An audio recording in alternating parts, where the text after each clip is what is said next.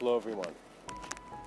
The title of today's episode is Freedom Requires Creative Space, and this is by far one of the most important ideas to be observant of in regards to the human experience. What that means is we see suffering, we see collapses, we see people being thrown to places that man should not enter.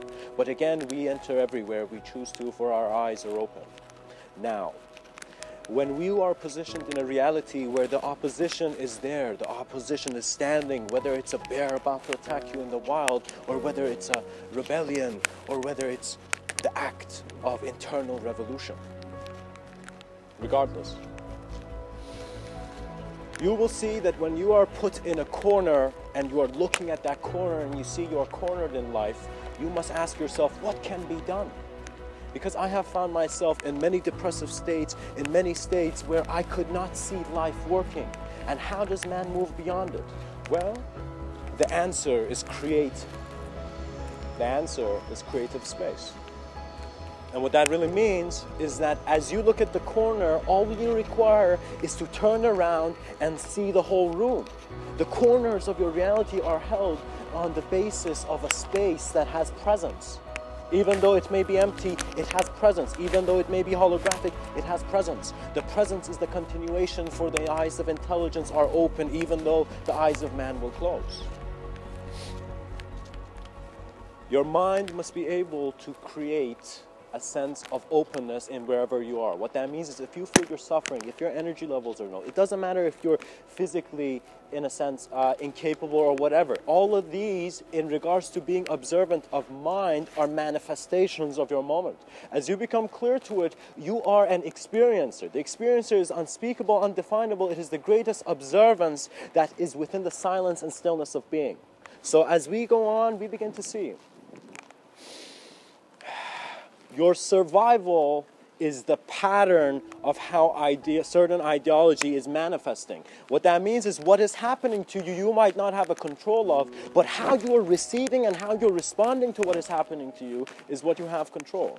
And so, in order for you to have movement, you need to create space. What that means is visualize yourself in one of those subways in China, where you're being pushed into that subway. There's that level where you literally have no physical space, or if you wanted to move, you'd go and wait, or go to a different subway car or buy a bicycle or something. You know, you would create space for movement, and you would allow yourself. You don't need to be crowded in your ideology. Now, how that occurs is that you can't just get out of the crowd. What that means is if you're that person in the subway, you've made some decisions and you're now in the middle of all those people being pushed by these security guards of the subway platform, you know. And as you're there, you must go through the ride. You must go through the decisions. You must observe karma, and you must see that Maya will be a beautiful alchemy when you are present beyond the change as the observance of the change. Blessings will come to man the minute he chooses to allow himself to experience existence in grander ways. Because what was the principle of faith? To trust the moment that you were given, and then to see that there was nothing needed. Nothing that you needed to take.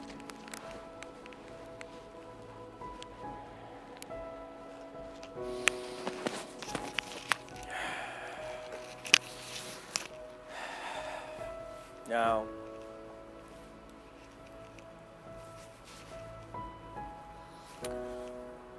certain practical approaches to how to create space for yourself is to actually see that it is not something you're creating, it is something you are recognizing through cognition. It is something in which you're looking at it deeply and you're seeing the nature of the whole system work differently. So what that means is if 2/3 of the Mona Lisa was covered, you'd be like, whoa, but I feel there's more to this picture. You know, but suddenly imagine it was revealed. Your depth broke that idea. The belief no longer had to be a chain around your neck, for you had lived through it in your experience. Man is reaching a point where he needs to become aware of human communication in the sense that there's the subtlety of thought, which Mr.Within is suggesting to call your planes of abstraction, and at the same time, subtler planes of abstraction, and at the same time, you're present where you are. What that means is right now, man, his experience is the needle, you know, in regards to someone, let's say a cosmic designer weaving, you know? And so this cosmic designer, we are the edge of the needle. We are the newest experience of the cosmos. But at the same time, we are so combined. It's as if the relationships I'm having with people here in one sense of lifetime, what would be the relationships of different lifetimes simultaneously among one another? What is the relationship of observance? Why is the paradox here? Because it can be. Because your reality is not what you think it has to be. It is what you are aware of it to be. And sometimes this awareness goes beyond physicality in the sense that you are an observance of reality as you. Because your ability is that presence. We are multidimensional beings gathered in one dimension of confusion. We are gifted with a solid platform to create the most advanced technologies the cosmos has seen. Why can we create the most advanced technologies? Because we are the newest platform of the cosmos right now. We are alive, we exist. Regardless of whatever conception. Because you will see at some point, if you go beyond the human idea, and the mystics and the yogis could, what that means is you go beyond your ideology and you go into very absolute senses of experience where you see it's as if you were never an individual, but a collective experiencing individuality. When this occurs, your ideology is not just paved. Suddenly devotion, compassion, and a love for your world comes in. And all of this leads to how, when you trust the design, you see the fabric of the cosmos is weaved with an unknown intelligence. And that is why we still have inspiration. That is why we have excitement and wonder. Because some aspect of our self-awareness is not convinced. And it doesn't need to be convinced, actually. Man is looking for too much conviction. He's looking for too much of a solid truth when he's a temporal being. And so in a temporal reality, the only solid truth is your awareness of solidity. Because your awareness is not the change, is not the thing changing, it is a different observance. And of course, within many cycles of change, the observance is different. And what that means is let us assume that your cells in your body have a certain individual intelligence, but they are within the collective intelligence of your body, and you are questioning yourself. It's as if gods are within gods to wonder why man is here. And so the creative space is the awareness to the absence of the ideology that was suggesting your world had to be limited. The limitless is not found in creating a limitation that looks limitless. You are here to become the greatest experience. Why else would an experiencer be alive? Why would intelligent design speak if you were not meant to be and utilize all that you're present in and aware of? So when life corners you, recognize it has just given you an ability to discover a new room. For the corners that life corners us in are multidimensional corners. The minute mankind observed man, the complexity of thought dived, the consciousness developed. In one angle, from an individually conscious angle, we can say man's creative ability has taken his mind beyond his evolution. And on another level, we can say that man was never here.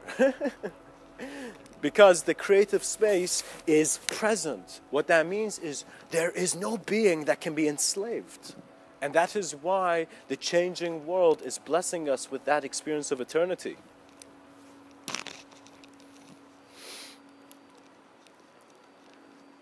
What that means is if you find yourself for a moment feeling like a candle that is, in a sense, melting, because you are emitting great light, you are emitting life force, you're emitting, in a sense, how do I say, creative externality. There is something within you kept right now. The candle suggests that your light is the significance, not the wax. Do not look at the wax too long, but incorporate it. For the wax, the physicality, was always purposeful only because the reason was to cultivate the consciousness into form. For in emptiness, nothing is lost and nothing could be found. The unknown is a teacher that will shake your world to turn you around. And you must respect the life within you. You must not think of yourself too low, too high. You must look at yourself. You must look in your eyes, and then your value will be present. What that means is, if that moment you find everybody is telling you you gotta be somebody, and there's one person in the back, you know, just standing there in silence and stillness and staring at you in your eyes as if, why? You will begin to see that Mr. Within could only be found within you. You must touch this cosmos. You must see your consciousness blend with it. Your body must not just be this physical body. This physical body must inspire your subtler planes into great abstraction. Every day you must be walking into new worlds. Man is not blind. Man is choosing not to see. And because there is choice, there is the freedom of a new choice, a new experience, a new moment. You are not certain personalities based on how you have lived. This is all how the mind is being utilized. And for now, the mind is not being utilized. We're only thinking we are bodies. We're not seeing the intelligence, existential intelligence found within just our absolute presence. What that means is some men have questions where teachers can answer, and some men have questions that no man can answer. And these questions lead you beyond the intelligence of having to be here. But you will also see that if karma is a phenomena that is keeping you there, karma is part of the platform. The plane of existence is karmically kept, and that means that is how your experience is lit. That means that is how the candle you are is lit, and it is time to illuminate it. It is time to realize that you are enlightened. You are emanating reality, and your awareness to this reality is the shift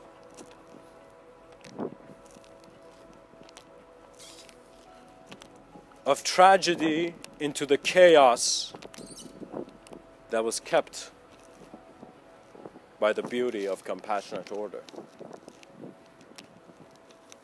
There is no hell.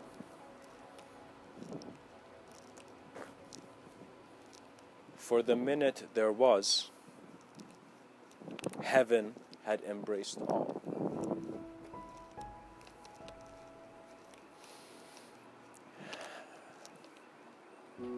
Freedom requires creative space, my friends. Give yourself an existential allowance to observe your existence in new ways and totally realign your mind. Totally realign your reasoning and all of this. You know, sometimes your reasoning can be aligned by saying there's no reason to have a reason. What that means is when we are comfortable with someone, when you're with friends, you have no reason to tell them, oh man, you got to do this, you got to do this. No, you're comfortable. You're life present among life. And there is a continuity that is eternal for the group of man. What that means is community is very significant because community is your creative space. We love society. That is why we are running there to find the greatest treasures. And the treasures of society is actually the journey. It is the treasure revealer. You are the beauty of your world, for it is your eyes that are opening to it.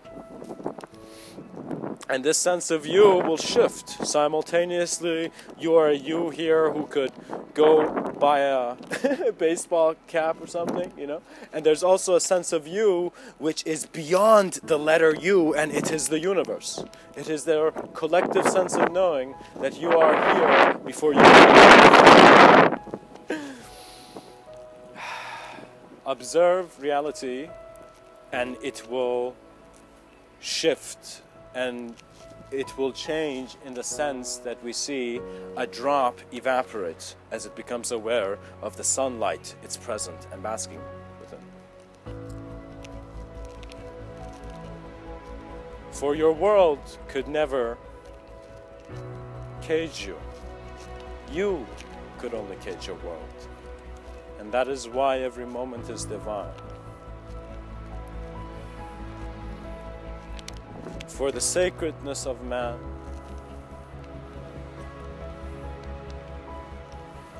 was the ability to carry on beyond the reach of temporal events. Much blessings on this day.